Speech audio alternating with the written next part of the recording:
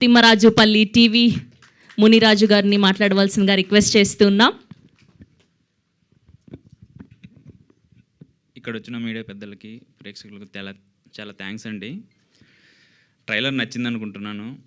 ఈ సినిమా మీరు ఎందుకు చూడాలి అంటే ఏప్రిల్ 17న బేసిక్గా మ్యూజియంలో ఏం పెడతారంటే అంతరించిపోయిన జ్ఞాపకాలని వస్తువులను పెడుతుంటారు.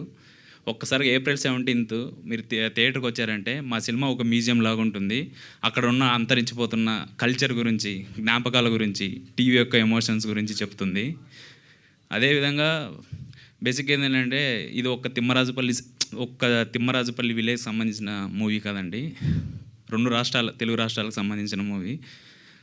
మొత్తం తెలుగు రాష్ట్రాల్లో 9 crores పీపుల్స్ ఉంటారు. అందులో 4 crores 5 crores మాత్రమే 40+ పీపుల్స్ ఉంటారు అనమాట. 40+ ఏజ్ ఉన్న పీపుల్స్ ఉంటారు. అది వాళ్ళ జ్ఞాపకాలను గుర్తు చేసే సినిమా ఇది. వాళ్ళతో పాటు మీరు థియేటర్కి వెళ్ళారంటే మీరు ఖచ్చితంగా మీ జ్ఞాపకాలను గుర్తు చేస్తూ, మీ పిల్లోళ్ళకి మీ మెమొరీస్ని గుర్తు చేస్తూ, మీ పిల్లోళ్ళు ఆ సినిమాని ఎంజాయ్ చేస్తారు. Thank you so much. నేనంతా ప్రీ రిలీజ్లో మాట్లాడతా. Thank you so much. Thank you అండి. Thank you so much.